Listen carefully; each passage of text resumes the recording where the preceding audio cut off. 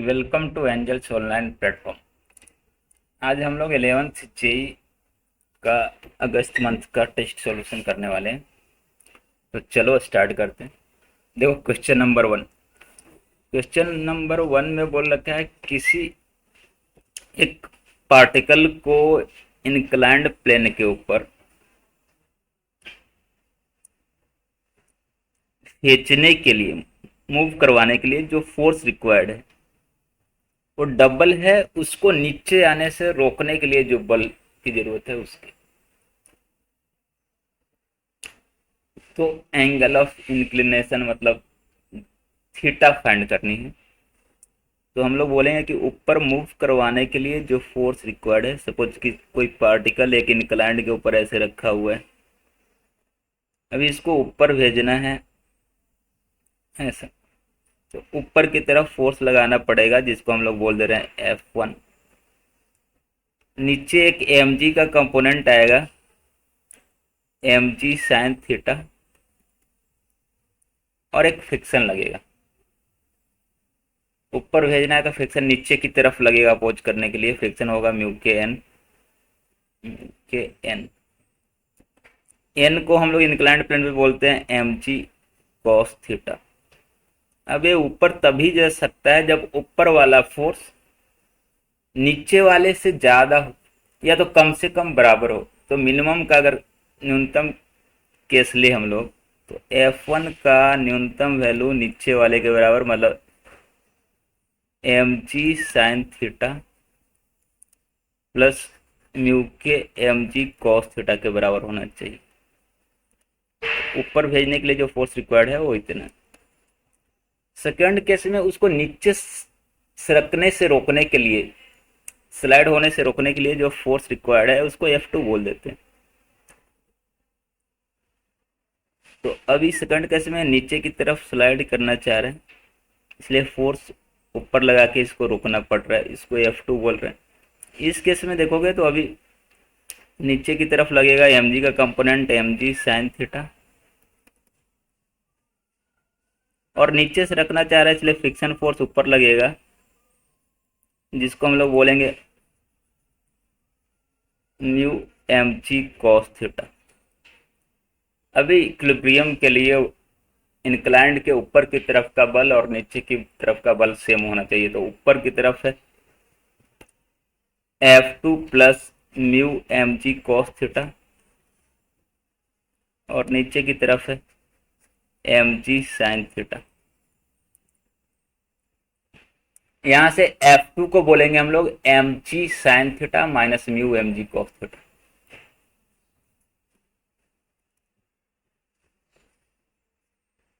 M G sine theta minus mu M G cos theta. अब condition दे रखा है कि ऊपर की तरफ भेजने के लिए जो रिक्वायर्ड बल है वो नीचे की तरफ सरकने से रोकने के लिए बल के डबल है, 2 टाइम्स है। F1 equal to 2F2। अब यहाँ पे F1 की जगह पे हम लोग लिख देंगे एम जी sine theta plus mu M G cos theta, और F2 की जगह पे लिख देंगे एम जी sine theta minus mu M G cos theta.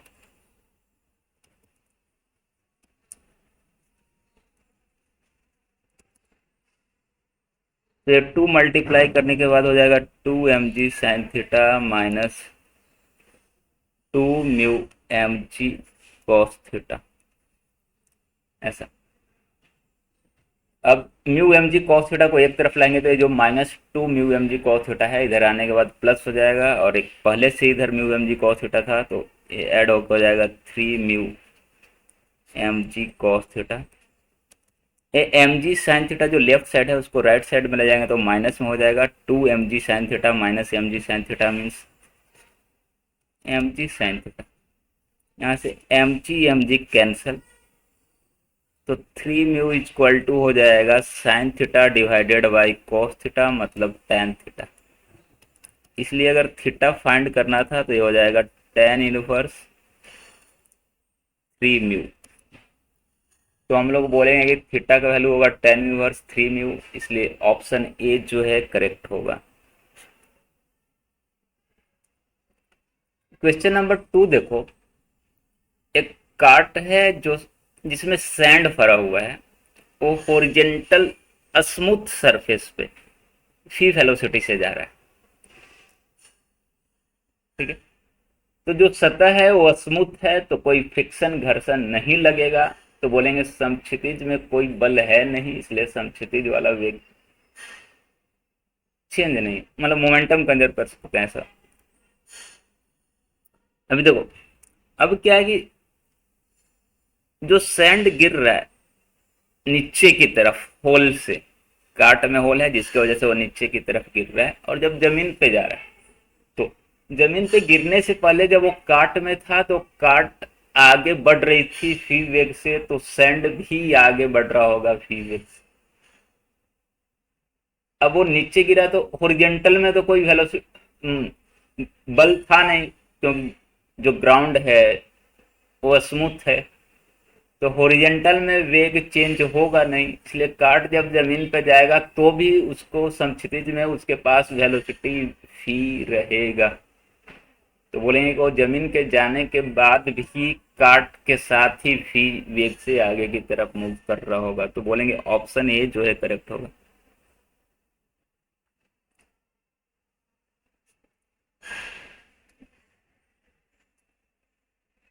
Next question देखो, क्वेश्चन नंबर 3। 3 पार्टिकल हैं, 24 kg का, 8 kg का और 4 kg का। इन तीनों पे एक बाहरी बल F लगाया जा रहा है, जिसकी वजह से इनकी प्रवेग एक्सेलरेशन 2 आ रही है, मतलब इस पूरे सिस्टम का एक्सेलरेशन जो है आगे की तरफ ऐसा 2 मीटर पर सेकंड स्क्वायर।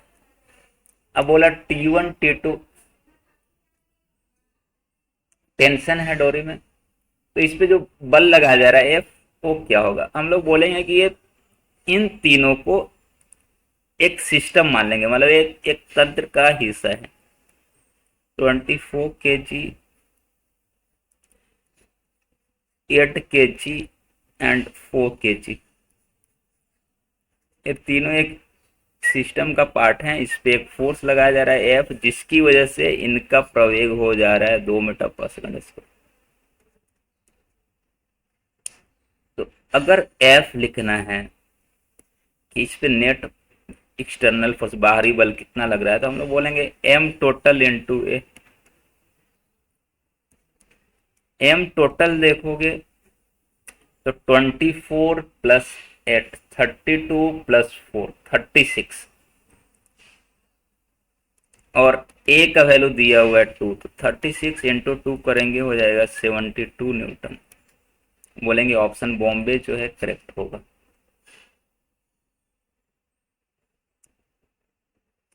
क्वेश्चन नंबर 4 देखो, क्वेश्चन नंबर 4 में बोला कि कोई एक बॉडी किसी ढाल के इंक्लाइंड के ऊपर ऊपर से नीचे आने में समय लेता है टी, अगर इंक्लाइंड जो है स्मूथ है। फर्स्ट केस में घर्षण के बारे में नहीं बोला है, कुछ फ्रिक्शन के बारे में नहीं बोला है, मतलब रफ नहीं है, इसलिए हम लोग बोलेंगे फर्स्ट केस में ढाल जो था वो स्मूथ था।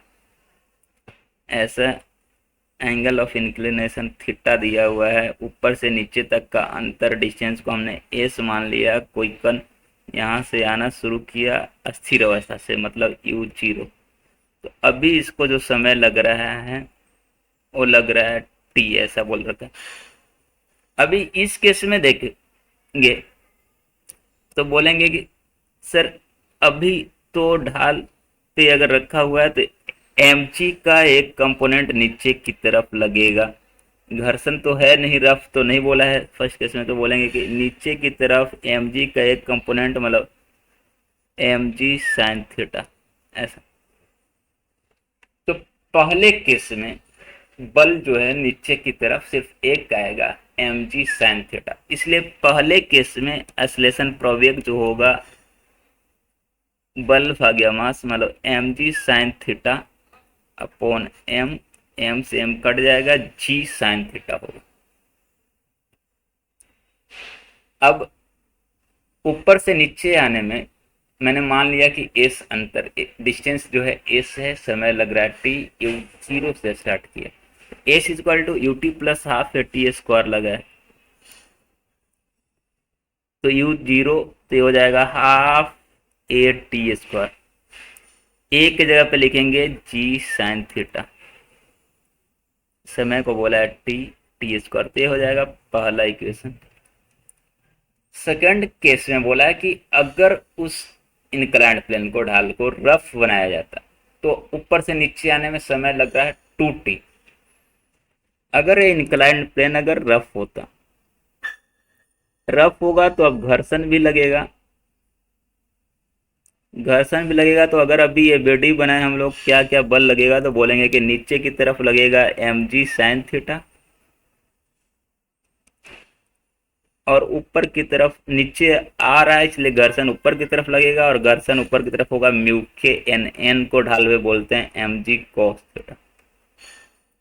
इस केस में एक्सलेशन लिखना होगा तो नेट बल अपॉन टोटल मास, बल देखोगे तो जो एक्सलेशन का डायरेक्शन में है उसको प्लस लिखते हैं, तो एम जी साइन थीटा था, नीचे की तरफ उसको प्लस में लिखेंगे, उसके विरुद्ध दिशा वाले बल को माइनस में लिखते हैं, जो mu M G cos theta था उसको माइनस में लिखेंगे, तो ये नेट बल हो जाएगा अपॉन एम, एम से एम कट जाएगा कॉमन लेके, मतलब अगर घर्षण होगा, फ्रिक्शन होगा, तो नेट एक्सलेशन जो हो जाएगा जी साइन थीटा माइनस म्यू जी कॉस थीटा, और इस बार ऊपर से नीचे आने में समय लग रहा है 2t। फिर से s equal to u t plus half या टी स्क्वायर लगाए, तो यू जीरो हाफ, अब ए की जगह पे लिखेंगे जी साइन थीटा माइनस म्यू जी कॉस थीटा इनटू टाइम का स्क्वायर, टाइम था 2t, इस बार उसका वर्क करेंगे तो हो जाएगा 4t स्क्वायर, ये हो जाएगा इक्वेशन 2। अब इक्वेशन 1 और 2 से देखोगे लेफ्ट साइड में दोनों का एस ही है, तो अगर लेफ्ट साइड वाला दोनों का बराबर है तो राइट साइड वाला भी बराबर होना चाहिए, मतलब तो हम लोग दोनों का राइट साइड वाले टर्म को बराबर कर देंगे, मतलब half G sine theta T square, जो पहला समीकरण का राइट साइड था उसको दूसरे समीकरण के राइट साइड वाले टर्म से इक्वेट कर देंगे। दूसरे इक्वेशन में था half G sine theta minus mu जी cos theta into 4t square. अब यहाँ से हाफ खत्म हो जाएगा, टी स्क्वायर खत्म हो जाएगा, अब 4 से मल्टीप्लाई करेंगे तो इक्वेशन को सोल्व करेंगे, हो जाएगा ऐसा जी साइन थीटा, इधर 4 से मल्टीप्लाई करने के बाद हो जाएगा 4g sine theta minus 4 mu जी कॉस थीटा। अब जी साइन थीटा को एक तरफ ले जाएंगे तो ऐसा हो जाएगा 4 mu ji cos theta is equal to 4g sine theta minus g sine theta, मतलब 3g sine theta.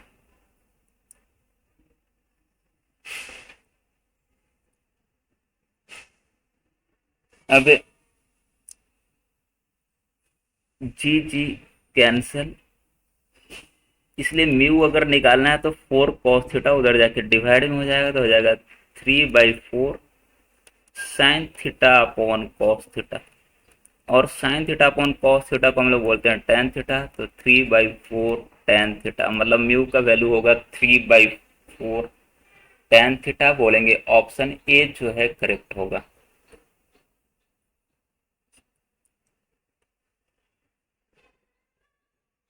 Question number 5 देखो, क्वेश्चन नंबर 5 में एक रफ सतह पे एक 2 kg का पार्टिकल रखा हुआ है और जिसके लिए म्यूएस का वैल्यू दे रखा है, सरफेस के लिए सतह के लिए म्यूएस कोफिशिएंट ऑफ फ्रिक्शन घर्षणांक 0.4।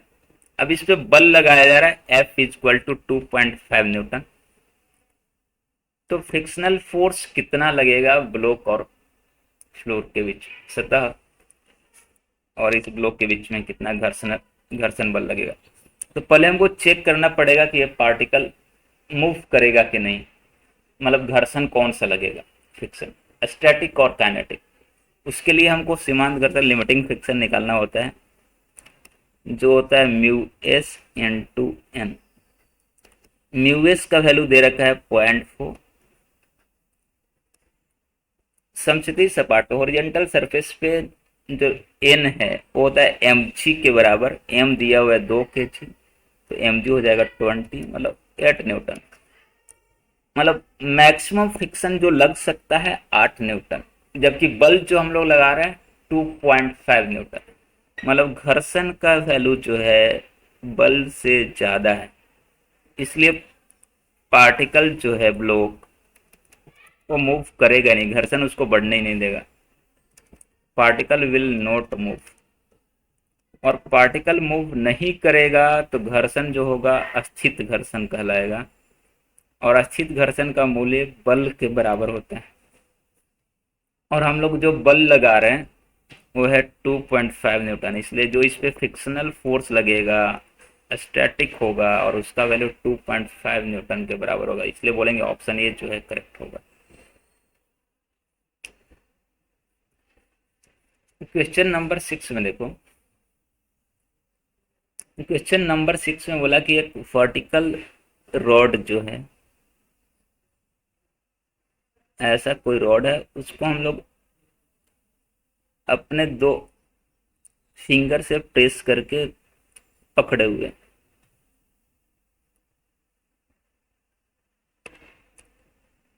तो अभी इसका वेट जो है एम जी नीचे लगेगा ऐसा,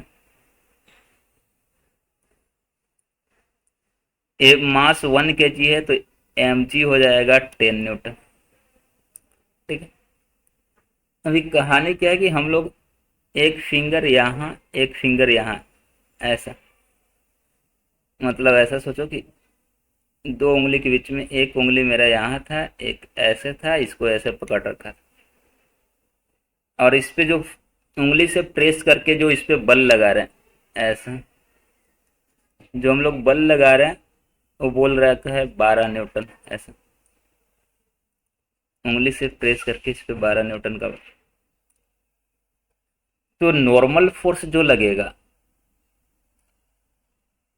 यहाँ पे, अगर हम लोग इसको 12 न्यूटन के फोर्स से दबा रहे हैं उंगली से, तो नॉर्मल फोर्स भी 12 न्यूटन के बराबर होगा, क्योंकि हम लोग अगर ये बॉडी बनाए तो बोलेंगे कि ऐसे नॉर्मल फोर्स इस पे लगेगा इस डायरेक्शन में, जिसको N1 मान लेते हैं। इक्विलिब्रियम के लिए लेफ्ट वाला फोर्स और राइट वाला फोर्स इक्वल होना चाहिए, इसलिए N1 का वैल्यू हो जाएगा 12 न्यूटन। ये नीचे की तरफ सरकना चाहेगा, नीचे की तरफ सरकना चाहेगा तो इन दोनों सतह पे यहाँ पे ऐसे घर्षण बल लगेगा ऊपर की तरफ F।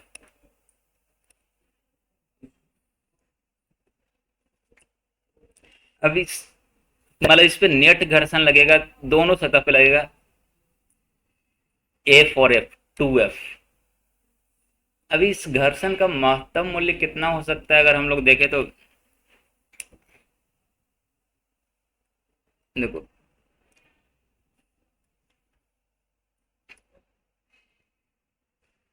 इस घर्षण का महत्तम मूल्य FL जिसको बोलते हैं हो जाएगा mu S N. Mu S दे रखा है 0.5, एन का वैल्यू होगा 12, मतलब 6 न्यूटन मैक्सिमम। इक्विलिब्रियम के लिए देखेंगे हम लोग तो F और F, 2F दोनों सतह पे घर्षण बल लगेगा, ऊपर की तरफ नीचे की तरफ लग रहा है mg मतलब 10, तो F का वैल्यू हो जाएगा 10/2 मतलब 5 न्यूटन। देखो, इसको संतुलन के लिए एक सतह पे घर्षण बल की मूल्य कितनी होनी चाहिए, 5। महत्तम घर्षण कितना हो सकता है, 6। तो जो घर्षण लग रहा है इसके संतुलन के लिए वो 5, मतलब ये संतुलन में रहेगा, महत्तम से कम ही है, तो बोलेंगे इक्विलिब्रियम में रहेगा, नहीं स्लाइड करेगा, नीचे सरकेगा नहीं। इस पे नेट घर्षण कितना लगेगा, तो दोनों सतह पे 5 5 लगेंगे, तो नेट घर्षण हो जाएगा 5 + 5, 10, तो टोटल अगर फ्रिक्शन की बात करें हम लोग तो हो जाएगा 10। टोटल फ्रिक्शन फोर्स एफ और F2F जो हो जाएगा 10 न्यूटन बोलेंगे। आंसर जो होगा इसमें 10 न्यूटन होगा। ऑप्शन 6 नहीं करेक्ट।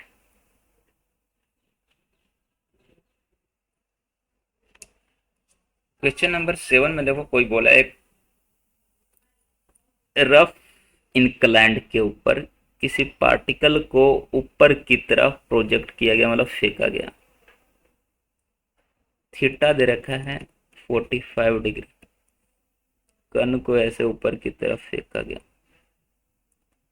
तो इसकी रिटार्डेशन क्या होगी? अगर ऊपर की तरफ हम लोग फेंके प्रोजेक्ट करें तो एक तो नीचे की तरफ होगा mg का एक घटक mg साइन 45, और ये ऊपर जा रहा है इसलिए फ्रिक्शन नीचे लगेगा, फ्रिक्शन लगेगा, म्यू के एन गति कर रहा है तो काइनेटिक फ्रिक्शन गतिक घर्षण, तो बोलेंगे म्यू के एन ढाल पे एन होता है mg cos 45। तो रिटार्डेशन कितना होगा प्रति प्रवेग? तो हम लोग बोलेंगे इस पे नेट जो बल लग रहा है नीचे की तरफ हो जाएगा mg sine 45 plus mu mg cos 45।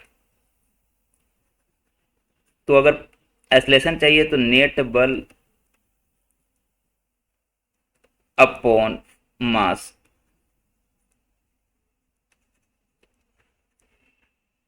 मास m, तो m से m कट जाएगा, मतलब g sign 45 plus mu G cos 45। Sign 45 को हम लोग बोलते हैं 1/√2, तो हो जाएगा g/√2 प्लस म्यू के जगह पे 0.5 दिया हुआ है, मतलब 1/2 जी कॉस 45 का वैल्यू 1/√2। तो इसको ऐड करेंगे तो हो जाएगा 3g/2√2। तो बोलेंगे ऑप्शन चेन्नई जो है वो करेक्ट होगा। नेक्स्ट क्वेश्चन देखो, क्वेश्चन नंबर 8। क्वेश्चन नंबर 8 में एक ट्रॉली जो है नीचे की तरफ स्लाइड कर रहा है, तो हम लोग ऐसा बोलेंगे कि ये इंक्लाइंड प्लेन है, इसमें एक ट्रॉली जो है नीचे की तरफ आ रहा है,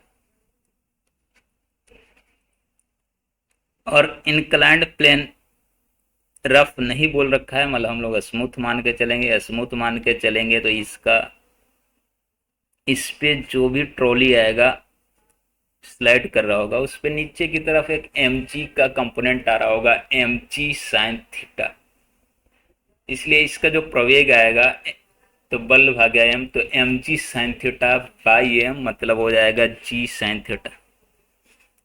तो इसकी प्रवेग नीचे की तरफ होगी g साइन थीटा। अब इसमें एक पेंडुलम लटक रखा है, ट्रॉली नीचे आ रहा है तो पेंडुलम पे सूडो फोर्स आभासी बल ऊपर लगेगा, इसलिए पेंडुलम जो है कुछ ऐसा हो जाएगा।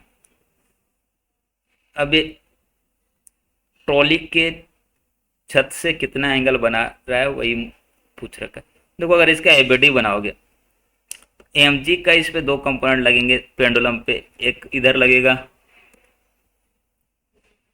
mg cos थीटा, नीचे की तरफ लगेगा mg साइन थीटा। ट्रॉली नीचे आ रहा है इसलिए इस पे सूडो फोर्स आभासी बल ऊपर लगता है m इंटू ए, m इंटू ए की जगह पे g साइन थीटा, तो mg साइन थीटा ऊपर की तरफ लगेगा टेंशन ऐसा, तो mg साइन थीटा और एम ए आभासी बल और mg का कंपोनेंट एक दूसरे को कैंसिल कर देंगे, तो स्ट्रिंग जो डोरी है उसमें टेंशन mg cos थीटा के बराबर होगा, cos थीटा के बराबर होगा तो डोरी जो है ऐसे हो जाएगा, तो ये जो एंगल होगा वो हो जाएगा 90 डिग्री, क्योंकि अब टेंशन mg cos थीटा के विरुद्ध दिशा में लगेगा। ठीक है, और एम जी कोस थीटा होता है लंब दिशा में, परपेंडिकुलर डायरेक्शन में। मतलब ये स्ट्रिंग जो है छत के साथ परपेंडिकुलर हो जाएगा, लंब हो जाएगा। इसका मतलब जो स्ट्रिंग है वो छत के साथ 90 डिग्री कोण बनाएगा, तो बोलेंगे ऑप्शन सी करेक्ट होगा। क्वेश्चन नंबर 9 देखो। क्वेश्चन नंबर 9 में बोला क्या है कि एक कोई ब्लॉक है जो रफ सतह पर रखा हुआ है। अब उस पे एक बल लग रहा है 20 न्यूटन का। ऐसा ये रफ सतह पे रखा हुआ है, इस पे बल लग रहा है 20 न्यूटन का बल, और इसका वेग का ग्राफ समय के साथ दे रखा है। तो अगर ग्राफ से देखिए तो हम लोग बोलेंगे कि एक्सेलरेशन जो होगा वो होता है सी माइनस यू अपॉन टी, या तो वेग समय आलेख का ढाल।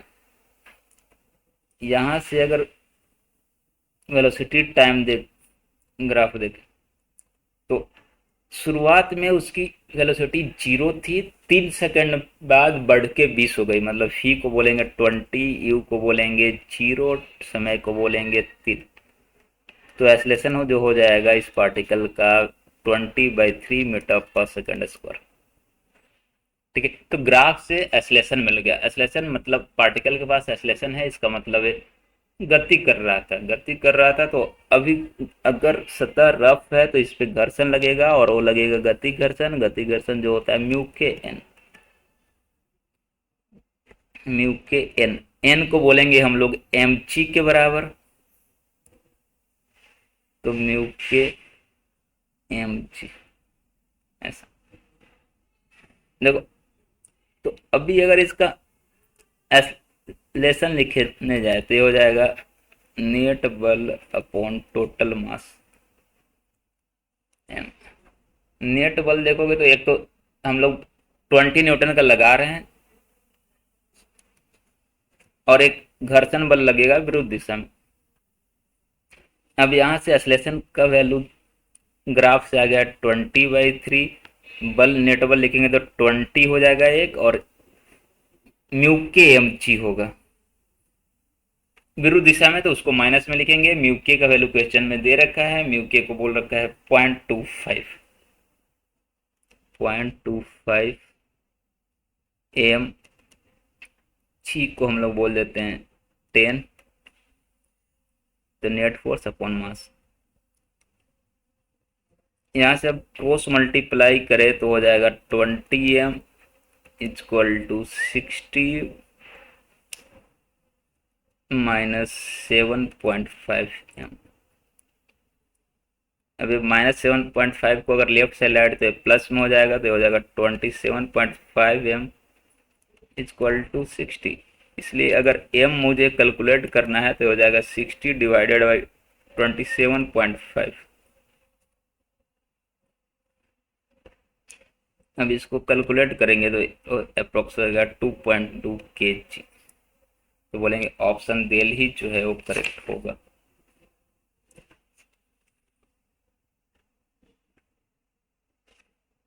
क्वेश्चन नंबर 10 में देखो, एक ट्रॉली इनिशियली जिसमें पानी भरा हुआ है। शुरुआत में इसकी कुल मास थी 4000 kg और मूव कर रहा था 40 मीटर पर सेकंड से। ठीक है, अब पानी जो है इससे लीक कर रहा है, एक होल है जिससे लीक कर रहा है, बॉटम पे होल है, तो नीचे की तरफ लीक करके गिर रहा है 8 kg पर सेकंड की दर से। तो 50 सेकंड बाद इसकी स्पीड क्या होगी? शुरुआत में इसकी स्पीड देखोगे ट्रॉली की तो दे रखा है 40 मीटर पर सेकंड। अभी हम लोग बोलेंगे कि सतह जो है स्मूथ है, क्योंकि म्यू के बारे में या घर्षण के बारे में कुछ नहीं बोल रखा है। अगर सतह स्मूथ है इसका मतलब कि समक्षितिज में, मतलब हॉरिजेंटल में कोई घर्षण बल या कोई बल नहीं लगेगा। तो अगर समक्षितिज में कोई बल नहीं है इसका मतलब वेगमान संरक्षित, मतलब मोमेंटम कंजर्व होगा हॉरिजेंटल डायरेक्शन में। तो हम लोग मोमेंटम कंजर्व कर देंगे हॉरिजेंटल डायरेक्शन में। देखो शुरुआत में इसकी कुल मास तो 4000 kg था, और शुरुआत में इसकी वेग जो थी 40 मीटर पर सेकंड थी। मुझे अंतिम वाला वेग चाहिए। तो 50 सेकंड में कितना पानी लीक किया होगा, पहले वो मास निकालेंगे, मास ऑफ वाटर लीक। तो हो जाएगा 8 kg प्रति सेकंड की दर से लीक हो रहा था। कुल 50 सेकंड बाद पूछा है, तो 8 × 50 करोगे तो 400 kg। तो 400 kg जो पानी जो है वो लीक हो गया। अब इसकी वजन बच्ची कितना, शुरुआत में 4000 kg था, 400 लीक हो गया, तो बाद में जो इसका मास बचा फाइनल 4000 माइनस 400 मीन्स 3600 kg। तो 50 सेकंड बाद इसकी मास हो जाएगी 3600 kg। शुरुआत में था 4000। अब हम लोग बोलेंगे हॉरिजॉन्टल में कोई फोर्स नहीं है, इसलिए हॉरिजॉन्टल में मोमेंटम कंजर्व, मतलब शुरुआत वाला वेगमान और बाद वाला वेगमान समान होना चाहिए। शुरुआत में वेगमान देखोगे तो शुरुआत में मास था इसका 4000, शुरुआत में इसकी वेग थी 40, तो एम यू। बाद में लिखेंगे तो बाद में इसका मास हो गया 3600, बाद में वेलोसिटी को हम लोग फी बोल दे रहे हैं। यहाँ से मुझे फी निकालना है, तो डबल जीरो से डबल जीरो खत्म, फी निकालना होगा तो हो जाएगा 40 × 40 मीन्स 1600/36, जो कैलकुलेशन से 44.44 मीटर पर सेकेंड आएगा। तो बोलेंगे 50 सेकंड बाद इसकी स्पीड हो जाएगी 44.44 मीटर पर सेकंड। ऑप्शन बॉम्बे जो है करेक्ट होगा।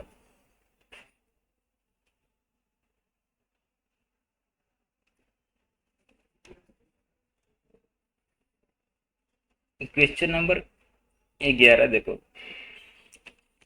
बोला किसी एक पार्टिकल पे जिसकी मास 5 ग्राम, उस पे जो बल लगाया जा रहा है, बल को बोला 50 टाइम। अब इसको ऐसा न्यूटन में बल है तो हो जाएगा 50 × 10⁻⁻5 न्यूटन,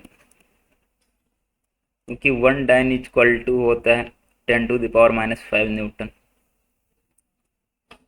तो फोर्स मालूम है, टाइम बोल रखा है कि फोर्स 3 सेकंड के इंटरवल के लिए लगा, तो फोर्स और टाइम मालूम है। बोला इम्पल्स क्या होगा, आघात क्या होगा, तो आघात को बोलते हैं, अगर बल कांस्टेंट है तो बल गुना समय, तो बल है 50 × 10⁻⁻5,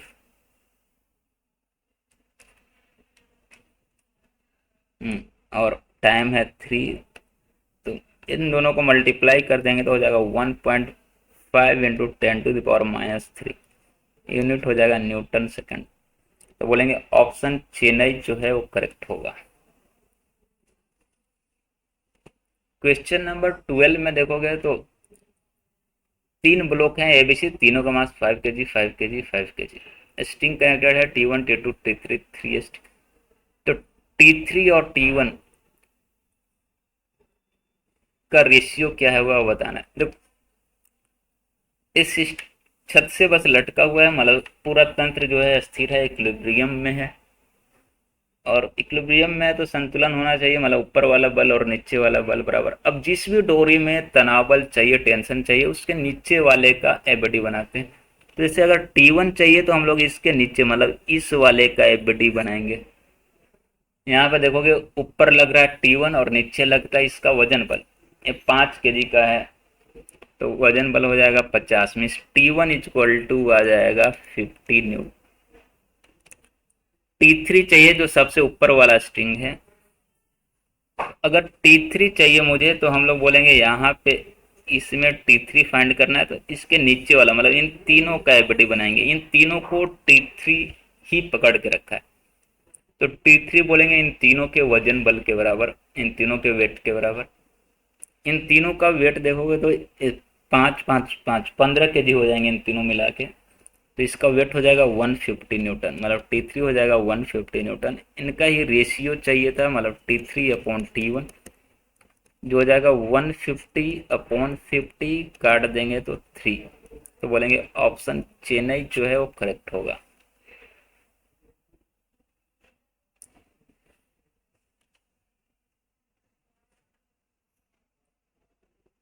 देखो 13 में बोला कि एक 2 kg का ब्लॉक अस्थिर अवस्था में एक फ्रेम में रखा हुआ है। फ्रेम का नाम S1 बोला है, जो मूव कर रहा है उसका वेग दिया हुआ है और उसका प्रवेग दिया हुआ है। मतलब मान लो मैंने बोला कि एक फ्रेम है ये वाली S1, इस इसमें एक 2 kg का पदार्थ रखा हुआ है, ये मूव कर रहा है आगे, जिसका एक्सेलरेशन दे रखा है। एक्सेलरेशन को बोल रखा है इसका 5i cap plus 10j cap.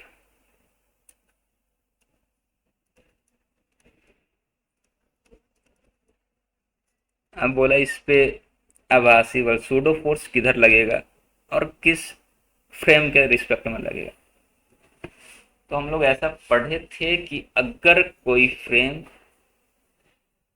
Accelerate कर रहा है, प्रवेगित है, तो उसके सापेक्ष में किसी पदार्थ पे आभासी बल लगता है, उसके रिस्पेक्ट में लगता है। जो फ्रेम प्रवेगित है, एक्सलरेटेड है, उसके रिस्पेक्ट में ब्लॉक पे या किसी पदार्थ पे सूडो फोर्स आभासी बल लगता था। तो यहाँ पे दो फ्रेम S1 S2 हैं, लेकिन S1 जो है उसका प्रवेग दिया हुआ है और S2 जो है उसका प्रवेग 0। दूसरा जो फ्रेम है S2 वो सिर्फ कांस्टेंट वेलोसिटी के साथ मूव कर रहा है। दोनों का वेग तो दिया हुआ है, लेकिन प्रवेग सिर्फ S1 के पास है। तो उस ब्लॉक पे सिर्फ S1 के रिस्पेक्ट में सूडो फोर्स लगेगा।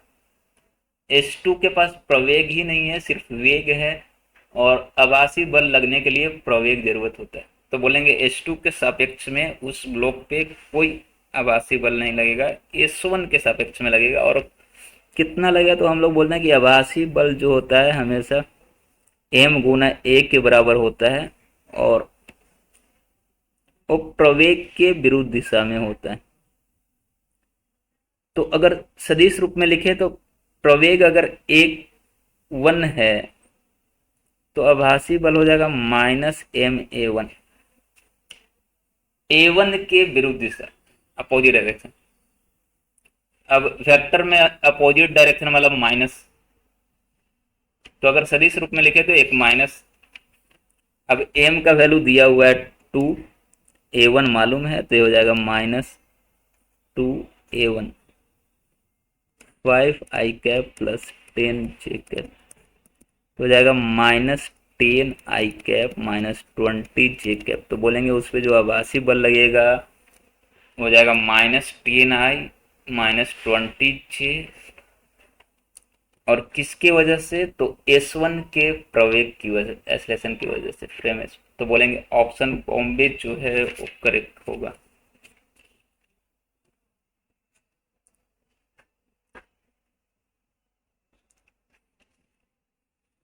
क्वेश्चन नंबर 14 देखो। क्वेश्चन नंबर 14 में एक काट जो है वो आगे की तरफ एक्सेलरेट कर रहा है। अब उसके कांटेक्ट में एक स्मॉल मास सेम आगे है, तो बोला उसकी प्रवेग कितनी होनी चाहिए काट की, ताकि वो मास जो है ब्लॉक वो स्लाइड ना करे, मतलब वो उसके सापेक्ष में स्थिर रहे। तो अगर ये बॉडी बनाए हम लोग, देखो उस मास का ये बॉडी बनाए, तो काट आगे जा रहा था, इसलिए इस पे आभासी बल मतलब सूडो फोर्स पीछे लगेगा। ए को बोल रखा है यहाँ पे अल्फा, तो एम अल्फा। संपर्क कांटेक्ट में है, इसलिए नॉर्मल फोर्स काट लगाएगा अपने से दूर, ऐसा नीचे लगेगा mg और ऊपर लगेगा घर से। एक कण नीचे की तरफ सरकना चाहता है, नीचे की तरफ कब नहीं सरकेगा, तो हम लोग बोलेंगे कि जब घर्षण का मूल नीचे वाले वजन बल के बराबर या उससे बड़ा हो। जब तक घर्षण बड़ा है या बराबर है नहीं सरकेगा। जैसे ही नीचे वाला बल मतलब वजन बल बड़ा हो जाएगा सरकना स्टार्ट हो कर देगा ऐसा। देखिए अब घर्षण बल को हम लोग लिखते हैं mu S n greater than equal to m. यहाँ पे देखोगे हॉरिजॉन्टल में इक्विलिब्रियम के लिए एन का वैल्यू एम अल्फा मतलब आभासी बल के बराबर होगा। राइट वाला बल और लेफ्ट वाला बल को मैंने बराबर किया इसलिए mu m alpha greater than equal to m g. M m खत्म। अब मुझे अल्फा चाहिए था इसलिए म्यू का वैल्यू इधर आकर डिवाइड हो जाएगा तो अल्फा उसकी जो एक्सेलेरेशन काट की होना चाहिए greater than equal to g upon mu. तो काट का प्रवेग जी म्यू के बराबर या उससे ज़्यादा होना चाहिए तो ये पार्टिकल स्लाइड नहीं करेगा। बोलेंगे ऑप्शन चेन्नई जो है करेक्ट होगा। Question number 15। एक पार्टिकल दो स्ट्रिंग की हेल्प से छत से लटक रखे हैं, रेस्ट पे है इक्विलिब्रियम में, तो टेंशन क्या होगा ऐसा बताना। देखो अगर हम लोग एफडी बने तो बोलेंगे कि T2 का दो कंपोनेंट आएगा, एक इधर आएगा T2 cos थीटा cos 30, एक ऊपर आएगा T2 sin 30। उसी तरह T1 का दो कंपोनेंट आएगा, एक आएगा T1 cos 60 और एक ऊपर की तरफ आएगा वो होगा T1 sin 60। एक ब्लॉक का वजन बल नीचे लगेगा mg, m का वैल्यू दिया हुआ है 1 तो mg हो जाएगा 10 न्यूटन। अब इसके संतुलन के लिए बोलेंगे कि लेफ्ट वाला बल और राइट वाला बल इक्वल होना चाहिए। मतलब T1 cos 60 equal to T2 cos 30। अब cos 60 का वैल्यू होता है 1/2 और cos 30 का वैल्यू होता है √3/2। 2 2 कैंसिल हो जाएगा। यहाँ से बोलेंगे T1 equal to T2 √3।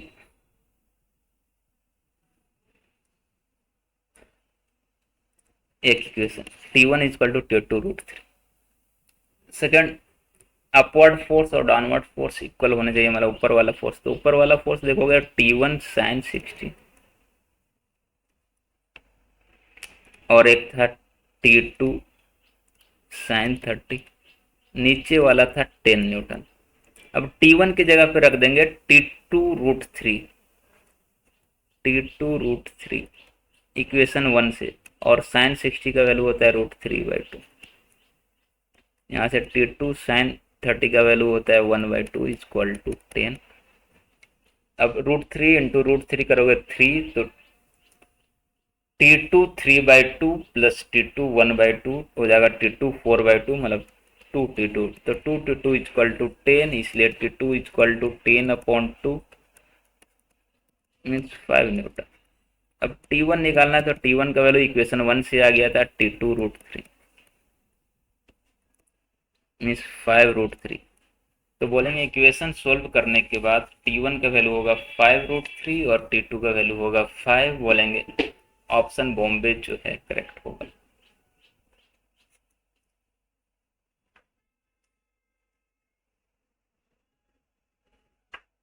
Next देखो क्वेश्चन नंबर 16 बोला एक रॉड है जो एक रॉड ए बी है।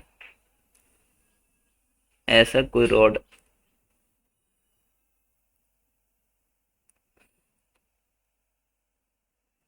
ठीक है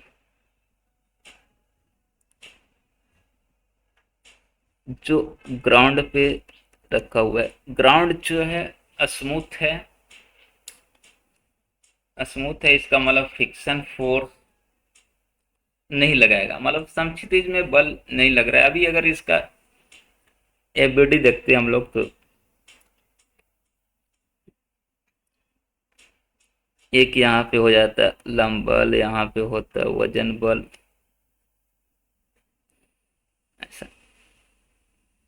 वजन बल बीच में होगा, रॉड के बीच, द्रव्यमान के अंदर बीच। अब इसको एक डोरी के साथ कनेक्ट किया हुआ है।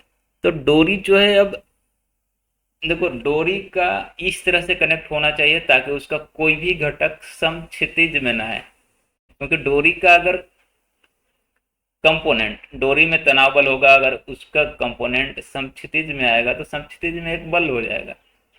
उसको संतुलित करने के लिए कोई दूसरा बल और है नहीं, तो बोलेंगे डोरी जो है समक्षितिज में उसकी कंपोनेंट आनी नहीं चाहिए, मतलब डोरी सीधा सीधा ऐसा सिरोलम मतलब वर्टिकल डायरेक्शन में होना चाहिए। तो बोलेंगे कि डोरी ऐसे वर्टिकल होना चाहिए, ए से सी तक। तो बोलेंगे जो करेक्ट इक्विलिब्रियम के लिए कॉन्फ़िगरेशन है, कंडीशन है, वो चेन्नई सी है। तो बोलेंगे ऑप्शन सी जो है करेक्ट होगा इसमें।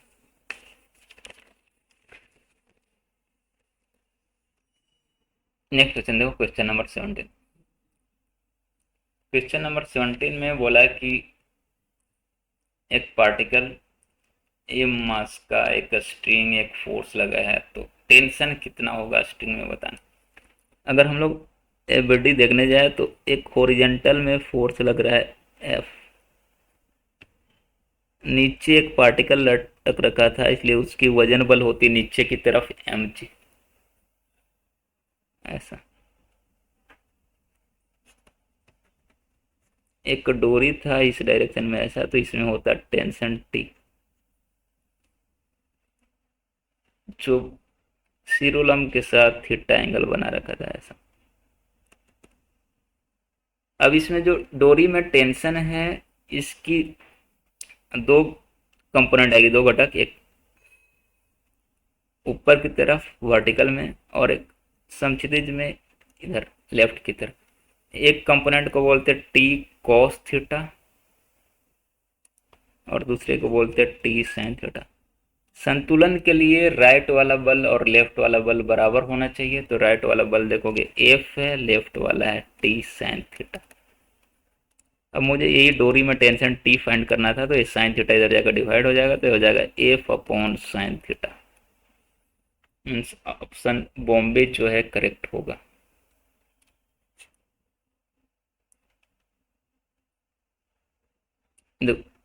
फिर नेक्स्ट क्वेश्चन, क्वेश्चन नंबर 18। इसमें बोला कि दो ब्लॉक एम और कैपिटल एम एक स्ट्रिंग से कनेक्टेड है एक तार से, जिसका क्रॉस सेक्शनल एरिया, उसका जो क्षेत्रफल है ये दे रखा है वायर तार का। तो बोला उसमें स्ट्रेस कितना प्रोड्यूस होगा वो बताना। देखो तो यहाँ पे एक मास को तो स्मॉल एम बोला था, दूसरे को कैपिटल एम, और कैपिटल एम का वैल्यू बोल रखा है 2m के बराबर। मतलब एक पुली ब्लॉक सिस्टम हो गया, एक m1 को m बोला है, m2 को 2m बोला है। तो इसमें जो डोरी है स्ट्रिंग, उसमें जो टेंशन प्रोड्यूस हुआ होगा, एक पुली ब्लॉक सिस्टम से टू ब्लॉक सिस्टम से हम लोग पढ़ रखे हैं कि ये होता था फॉर्मूला से 2m1 m2 g upon m1 plus m2। Tension आता था डायरेक्ट फार्मूला से, तो हम लोग डायरेक्ट फार्मूला ही रख देते हैं।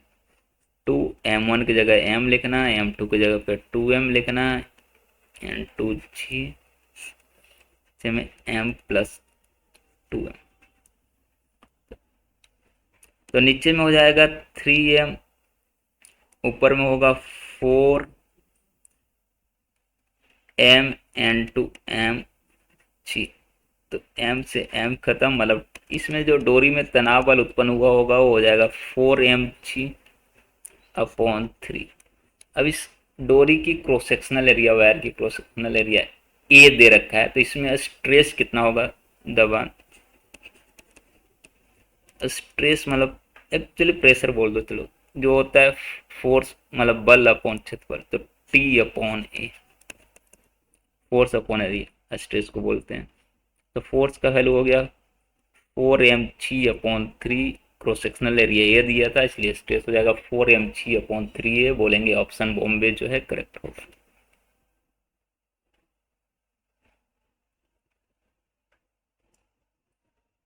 क्वेश्चन नंबर 19 में बोला कि एक 10 kg का पार्टिकल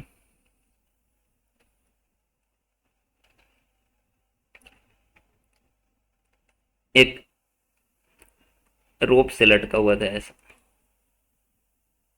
एक डोरी की मदद से एक 10 kg का पार्टिकल। अब बीच में इसमें समक्षितिज में फोर्स लगा के ऐसा खींचने लगे, तो इस फोर्स की वजह से डोरी जो है कुछ ऐसा हो गया जो वर्टिकल के साथ 40 डिग्री एंगल बना लिया ऐसा, मतलब फोर्स की वजह से डोरी ऐसा हो गया। तो बोला कि बल कितना लगा है, बल का वैल्यू बताना है। ये 10 kg, अगर अभी एबडी बनाए हम लोग तो बोलेंगे कि इसका वजन बल नीचे लगेगा mg, मतलब 100 न्यूटन। इधर फोर्स लग रहा है, इधर इसमें तनाव बल टी होगा। टी का दो कंपोनेंट आएगा, एक ऊपर की तरफ ऐसा जो बोलेंगे टी cos 45, और एक ऐसा लेफ्ट की तरफ आएगा जिसको बोलेंगे टी sin 45। इक्विलिब्रियम के लिए लेफ्ट वाला फोर्स और राइट वाला फोर्स इक्वल होना चाहिए, मतलब t sin 45 equal to f, और ऊपर वाला बल और नीचे वाला बल बराबर, तो ऊपर वाला टी cos 45 और नीचे वाला mg 100।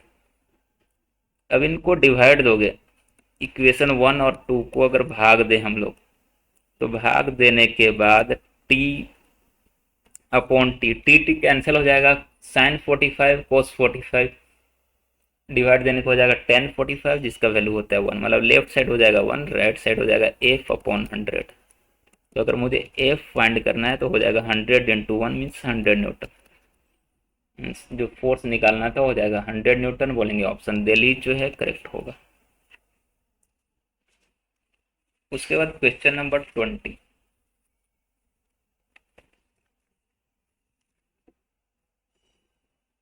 क्वेश्चन नंबर 20 में बोला कि एक ब्लॉक जो है रफ इंक्लाइंड प्लेन पर रखा हुआ है,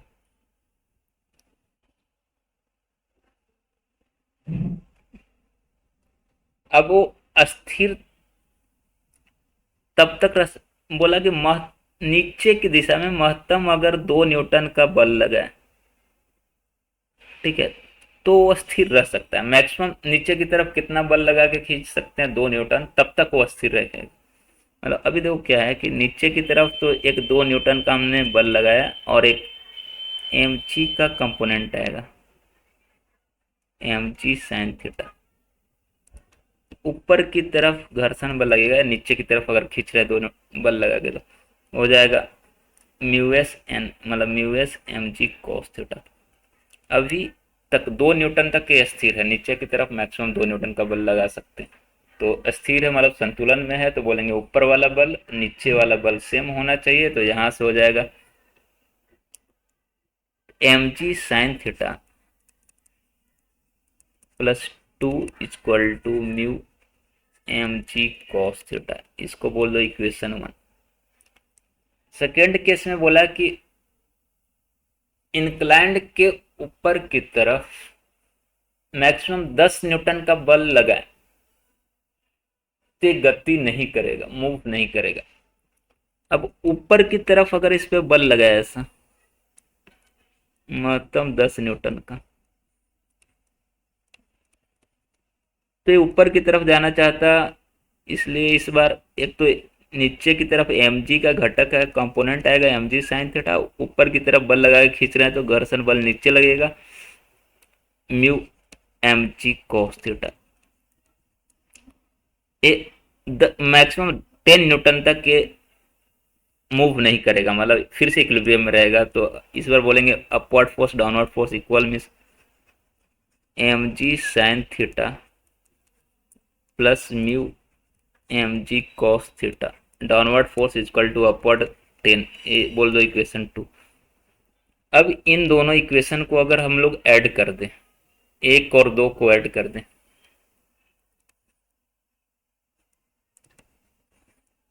ऐड करोगे तो देखो एम जी साइन थीटा प्लस एम जी साइन थीटा हो जाएगा 2 mg साइन थीटा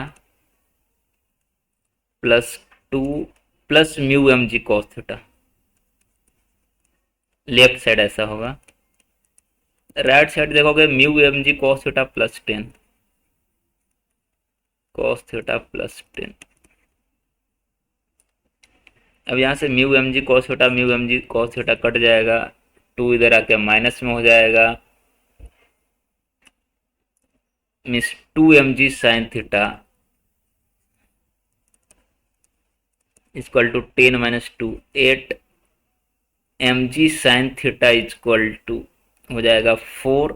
थीटा का वैल्यू दिया हुआ है 30 डिग्री, तो थीटा का वैल्यू 30 डिग्री रखोगे तो यहाँ से mg का वैल्यू हो जाएगा 8। अब mg का वैल्यू मिल गया 8, थीटा दिया हुआ है 30 डिग्री, तो इक्वेशन 1 में अगर हम लोग इक्वेशन 1 में mg की जगह पे 8, थीटा की जगह पे 30 डिग्री रख दें तो म्यू का वैल्यू मिल जाएगा, और कैलकुलेशन से म्यू का वैल्यू जो आएगा हो जाएगा √3/2, म्यू इक्वल टू √3/2। तो बोलेंगे कि mu equal to √3/2 correct answer होगा, और हम लोग बोलेंगे ऑप्शन बॉम्बे जो है वो करेक्ट होगा।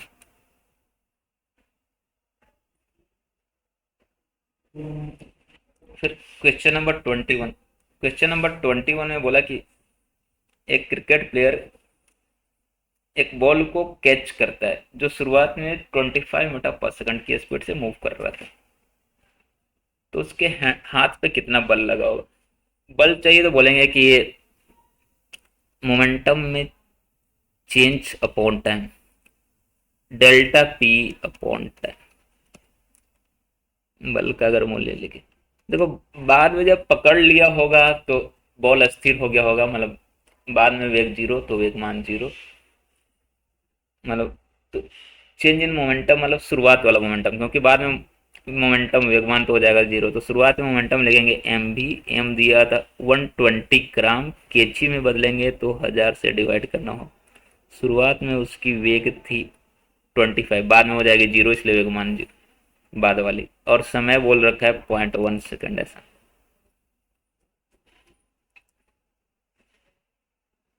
तो 25 से कट जाएगा 4 बार में, 4 से कटेगा 3 बार में, 3/0.1 करोगे तो 30, तो F इक्वल टू हो जाएगा 13। उसके हाथ पे जो बल लगेगा वो हो जाएगा 30 न्यूटन। क्वेश्चन नंबर 22 देखो, बोला एक ब्लॉक जो है m मास का किसी एक बॉक्स के अंदर रखा हुआ है, मतलब लिफ्ट के अंदर रख रखा है मान लो, जो नीचे की तरफ आ रहा है विथ एसलेशन है, मतलब ऐसा मान लो एक बॉक्स और लिफ्ट ऐसा, उसके अंदर एक ब्लॉक m मास का रखा हुआ है और ये नीचे की तरफ आ रहा है ए एसलेशन। बोल रखा है ब्लॉक जो है सतह पे जो बल लगाएगा और उसके वजन बल का 1/4 है। तो ब्लॉक सतह पर जो फोर्स लगाएगा मतलब लंबल, वो बोल रखा है कि कितना है, वजन बल का 1/4। एक तरह से ऐसा भी बोल सकते हैं कि ये लंबल तो आभासी बल के इक्वल, मतलब ये जो नॉर्मल फोर्स है ये एपरेंट वेट के बराबर होता है, मतलब आभासी वजन बल के बराबर। या तो फिर ऐसे अगर इसका एबीडी बनाए, चलो इसका अगर एबीडी बनाए ब्लॉक का, तो उसकी मास mg नीचे लगेगी, नॉर्मल फोर्स बॉक्स या लिफ्ट ऊपर लगाएगा, वो नीचे की तरफ आ रहा है ए एसलेशन से, और n को बोल रखा है mg/4। तो यहाँ से हम लोग लिखेंगे mg minus n equal to m a, n की जगह पर लिख देना mg/4, तो हो जाएगा mg माइनस mg/4, मतलब 3 mg/4 equal to m m m cancel तो एक्सलेशन आ जाएगा 3g/4। मुझे यही बॉक्स का एक्सलेशन फाइंड कर रखना था, तो बोलेंगे ऑप्शन 6 नहीं जो है करेक्ट होगा। क्वेश्चन नंबर 23 देखो, बोल रखा है कि दो ब्लॉक M1 M2 किसी पुली के ऊपर से पास हो रहे स्ट्रिंग से कनेक्टेड हैं। ऐसा मान लो ये M1 है और M2 है।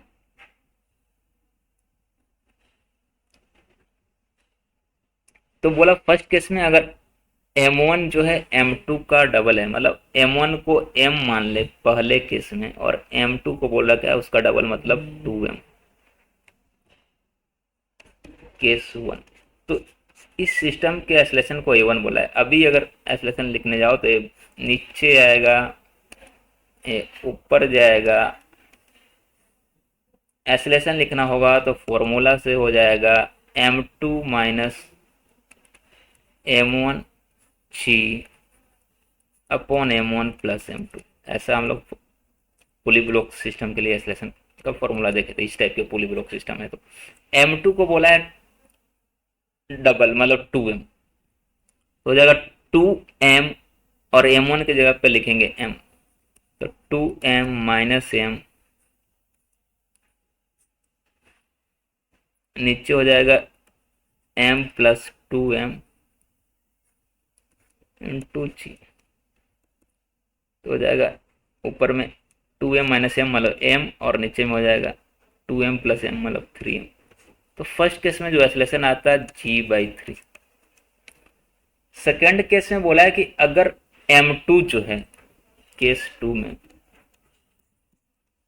M2 जो है M1 का 3 टाइम्स हो, मतलब अगर M1 को M माने तो M2 को बोला है 3M। अब प्रयोग को बोला है 2, फिर से फॉर्मूला वही लगाएंगे कि M2 माइनस M1 जी अपॉन M1 प्लस M2। बस M2 की जगह पे अब लिखेंगे 3M, M1 की जगह पे M, तो M2 माइनस M1 जी अपॉन M1 प्लस M2। तो अब हो जाएगा 2mg अपॉन 4M, M खत्म, ये हो जाएगा G/2। अब इनका रेशियो चाहिए था A1 अपॉन A2। A1 का वैल्यू आ गया G/3, A2 हो जाएगा G/2। अगर रेशियो लोगे जी जी कैंसल, 2 चला जाएगा ऊपर, तो A1/A2 हम लोग बोलेंगे हो जाएगा 2/3। तो जो इनका रेशियो A1 अपॉन A2 निकालना था वो हो जाएगा 2/3, बोलेंगे ऑप्शन बॉम्बे जो है करेक्ट होगा। 24 देखो, बोला कि किसी पार्टिकल को आइस के ऊपर गति स्टार्ट करने के लिए, मूव करने के लिए न्यूनतम फोर्स जो जरूरत है 98 न्यूटन। तो कोफिशिएंट ऑफ स्टैटिक देखो, तो ऐसा ए आइस के ऊपर रखा हुआ है एक mkg का पार्टिकल, इधर फ्रिक्शन फोर्स लगेगा। एक गति तभी करेगा जब फोर्स का वैल्यू फ्रिक्शन के बराबर या बड़ा हो जाए। फ्रिक्शन मतलब हम लोग स्टैटिक फ्रिक्शन की मैक्सिमम वैल्यू की बात कर रहे हैं, मतलब लिमिटिंग के बराबर या उससे बड़ा हो जाए। अगर उससे कम होगा तो फ्रिक्शन इसको आगे बढ़ने ही नहीं देगा। तो अगर न्यूनतम फोर्स बोल रखा है 98, तो 98 जो है इस सीमांत घर्षण के बराबर है, मतलब म्यूएस एन, एन को लिखते हैं हम लोग mg, M100, जी का वैल्यू 9.8 ले लेंगे,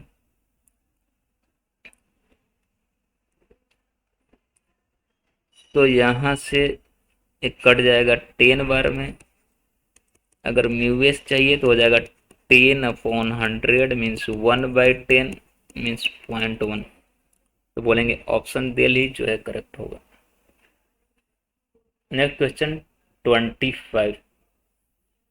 25 में किसी पार्टिकल पे जो बल लगा है वो दे रखा है और उसकी एक्सेलरेशन दे रखी है। तो बल को वेक्टर फॉर्म में दे रखा है 6i cap minus 8j cap plus 10k cap.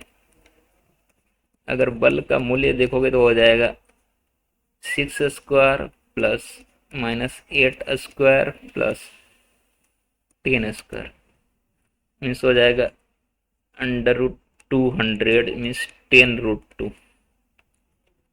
और एक्सेलरेशन का वैल्यू बोल रखा है 1 मीटर पर सेकंड। तो मास चाहिए तो हम लोग ऐसा पढ़ रखे हैं कि ए इक्वल टू होता है F/m।